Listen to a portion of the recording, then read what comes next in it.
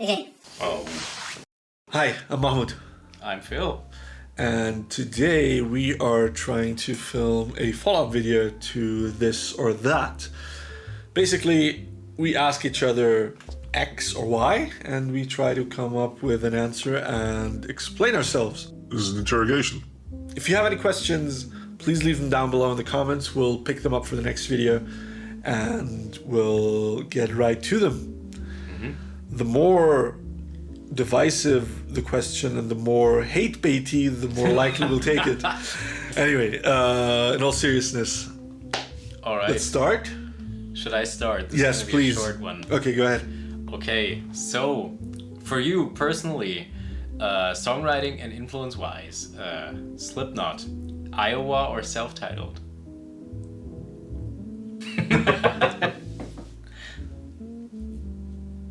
Iowa, for sure. Really? Yeah. Huh. Slipknot or Iowa? Iowa. Because I didn't want to say a subliminal verses because I know you hate the drum sound on this one, from what I remember. I mean, hate is a strong word. I think the thing is with... Strongly dislike. I used to. Okay. But Okay. I think my opinion kind of changed a little over time. I think the thing with it is the drums sound so huge in Iowa Oh. that they sound thin by comparison on subliminal verses. Okay. Gotcha. But they do give a bit more space to the percussion and other stuff that goes on within those songs. Is that better or worse? I don't know. I just like big drums on records. Okay. That doesn't make them objectively bad, obviously. It's just not my favorite Slipknot drum sound, if that makes sense. To come back to the question of Slipknot or Iowa... Or let's rephrase that. Oh. Slipknot, Iowa, or subliminal verses. Motherfucker, you had to go there. I did. I think the songwriting on subliminal verses is probably their best. Yep. Like, I would agree. I think there's a lot of songs on Iowa that are, to this day, probably the best Slipknot songs. Some of those songs just don't age badly for some reason. Before I forget, I still listen to it to That's this. subliminal verses. Oh, so Yeah. Wow. But like, I'll come back to that. Like, I completely agree with it. Like, I think some of the songs on Iowa, though, I just don't think I could listen to that stuff ever again, because it's just, some of the stuff is so cringy and so weirdly written that I just don't connect to it. That doesn't make it less of an important album, though, I think. Just like those few songs that are so good on that album are so important to modern metal as a big scope thing, that it still puts Iowa easily in the top 5 of modern metal when it comes to influence, I think. the rain and blood of new metal, basically. Probably, yeah. Like, and especially because what they did with their first 2 albums is basically bring modern death metal and death metal and grindcore and all those incredibly heavy genres to mainstream. Like, no one played like that before Joey Jordison and basically Mick Thompson, in my opinion. And they made it normal to have blast beats in metal songs. They have made it normal to have crazy double bass and intricate drum fills, and that just didn't exist in modern metal before them. It just wasn't there. Of course, you could say Dave Lombardo brought a lot of that stuff, but he didn't play blast beats. He didn't play, like, he didn't synchronize his chuck patterns with the kick drum. He didn't do that. That's Iowa for me. Okay. Slipknot did all, like, the self-titled, did all of that but worse, Okay. I think. Because there's, what was it? What's the song called? Spit You Out? Spit It Out, I think. Spit It Out. Spit It Out is a song that I used to like, and I skip every time it comes on. Because the rapping on that song is just like, why? And there's a few songs on Slipknot that I think of that way. However, there's a few songs that are also very, very important to modern metal, like Surfacing, Sick. Eyeless. I would Eyeless. also put in the mix. Fuck, I forgot about Eyeless. Yeah. Liberate, maybe. Maybe. But that, like, But I also being think a strong contender, maybe, but not up there. Yeah, I think those 3 songs that we... Wait and Bleed. Yeah, that's up there. Those 4 songs, they still play them live. Yep, indeed. I mean, that's 22 years old at this point, and they still play them. It still holds up, even if you compare it to modern metal bands that have maybe even better production at this point and like sound heavier. They still sound better live. And then there's Subliminal Verses, which is when they went weird, and I love it. Like, in comparison to their... Really? If you compare it to what they did... I think this is the weirdest album? Not weirdest, but I mean, they didn't have solos, they didn't have leads, they didn't have that huge melodic part. Funnily enough, I would have said accessible, which doesn't sound I revise, like weird at all. No, I revise my... I revise my bad take there. They got accessible. Phil is right. They got accessible. And in a way that probably a lot of people didn't think they could or would. His vocals on Corey's vocals on Subliminal Verses are really, really good, but I do think you can hear that it's not the same level of aggression that he had on Iowa. Probably because he was like struggling with a lot of different stuff, and he was just trying out different stuff, I guess. But the songs that they have on that album are just ridiculous. And here's a question, funny enough, that I had written down. Interesting. And it relates to Slipknot. Yes. And my question is, psychosocial or duality? Duality. That was fucking fast. The duality, by any means. I think that could also depend because I was earlier into Slipknot than All Hope Is Gone. I remember when All Hope Is Gone came out, and I was at your place, and you showed. Yeah. That was when you still lived close by. Yeah. And it was 2008. I remember going to your place, and we were talking about All Hope Is Gone, and we watched the documentary that was with it. Yeah. And I remember talking a lot about that album. I don't remember who liked what, but I remember talking about it. In hindsight, I would say that overplayed would be the wrong word here, but still psychosocial to me does not have the same edge maybe that duality has in some points. Maybe it's also purely emotional attachment to duality because I know that this was like I think the first music video of Slipknot that I watched and same and the house that they fucking destroy. Yes. And I was pleasantly shocked to put it that way. Yeah. And I think that moment in that time cannot be replicated, and maybe it's purely emotional. But I think I wouldn't say necessarily the writing or not necessarily the playing even, because when you play the I think it's not as fun as just the and everything. That riff is so fun. Which is funny because as a song, I do like Duality better. There's in fact a great Rick Beato video where he breaks it down. Yeah. What makes the song great?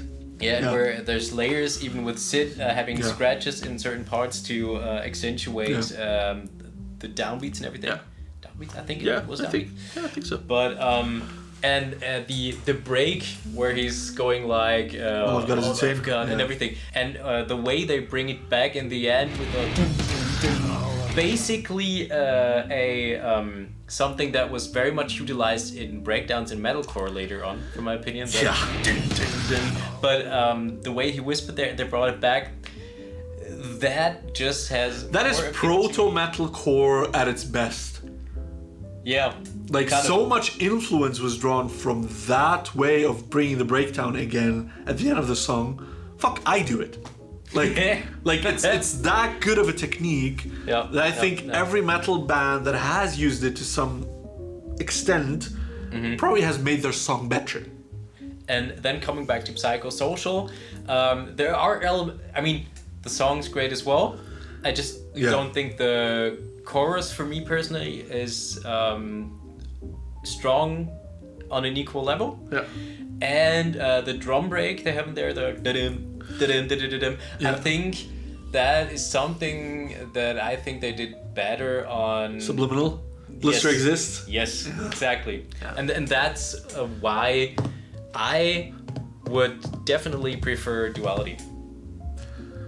Fair answer. I think of the two songs, both have their iconic parts. Like with Psychosocial, it's like that intro by itself is like thrash-tastic. Often at sound checks, I will use that riff to see if my guitar sits well. I would play it just to check if I can still do pinch harmonics accurately Fair enough. enough. However, if you watch any Slipknot live video or you go see them live by yourself, and Corey starts, I push my fingers into my... and you feel the crowd erupt every time, I think that answers it probably by itself. Yeah. The follow-up question is basically a little like this one. Another album clash, Shogun or In Waves? And you're drinking again. Even this is the same. Nice. You're just trying to make me like fucking spit water all over my PC. Anywho, I think for me, Shogun is the more influential album. I was already playing guitar for like a year or two at that point, and it is one of the albums that made me want to get a 7-string guitar and try playing those songs. That album is largely responsible for how I like to approach songwriting, with having cool progressions accompanied by a guitar lead or something like that, or a melody that is played by the second guitar. It's just largely a more influential album to me. That's one thing. I think it's a more concise album. I think the songwriting on both of these albums is incredible, but there's more songs on In Waves that don't hit as strongly for me as Shogun does. There's a few songs on In Waves that I would probably skip, and I can't think of a Shogun song that I would skip in the same way. There's obviously times where you're not in the mood for that kind of music, but when I am in the mood for an album like Shogun, there's no song I skip on that album. Yep. Within Waves, there's a few songs that I think are not as strong as the rest of the body of the world of what Trivium did on that album. No, I was just gonna think which is more influential. I do think Shogun is more influential, even on a broader scope. I don't think In Waves was as influential on modern metal as Shogun was. It's probably also largely the opinion of a lot of Trivium fans, I think. Yep. So yeah, I think Shogun is largely speaking the better album for me. A follow-up question based on something you said, because you just mentioned you're not always in the mood for something, and that made me think about something that was like implicitly knowledge for me, but I think I never talked about it, in fact, and that is that the albums that like really are really classics in my backlog, like for example, Seven Dust. I was a large Seven Dust fan. I don't listen to their stuff anymore, but I did, and I would always love those albums, but I would not listen to them anymore. Like I recognize that stuff that I think is really, really good and hits the nail on the head is somehow more omnipresent in my mind or something, so that I don't have the longing to listen to it as music. Would you share that sentiment? I think once some, well, obviously Seven Dust for you was like a lot during your formative years, right? Yeah, and way back when. Yeah. It's like one of those bands that you got into, and it was like one of the first bands that you got into ever. Yeah. It's like that stuff is probably part of your DNA at this point. And I can absolutely relate to that. Like when I think of Hoobastank, that's probably the same thing to me. Mm-hmm. Like Hoobastank was one of those bands that I got so into, and I don't really listen to their music anymore. No. I don't know if it's because I think of them as bad or anything like that. I don't. I love their albums that I grew up with. Yeah. But I don't. I can completely see your point. Like, if there was a concert and they were gonna play, I would totally go see them. Yeah. But I don't think I would listen to them again in the same way that I used to. Yeah. Funnily enough, there's something that I recently have seen and that I talked to during the recording. Yeah. That Marco and I did recently. Yeah. That being the case, that songs and music changes its meaning over time. That like 30 plus or something, that you can't get that deep into, or that the most It's a different people, connection that you get from it. exactly, that in your formative years, as you mentioned, that you basically identify yourself with the music. You are this music, basically, for those years. Yeah. And that later on, because your personality is formed and music doesn't take top priority for you in terms of what makes you you. Yeah, I think I completely agree with you. I think that's largely because when we're teenagers, everything is like every feeling you have is like amplified by 100.